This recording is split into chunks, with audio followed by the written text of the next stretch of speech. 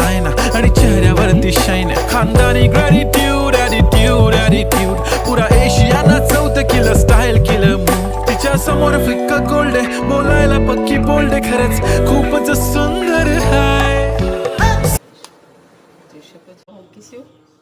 ઢાંકી દઈશું આપણે 5 મિનિટ થઈ ગઈ છે જોઈ લઈએ હવે આને આપણે પલટાઈ દઈશું આ રીતે કે નહીં વાહ ચડી પણ ગઈ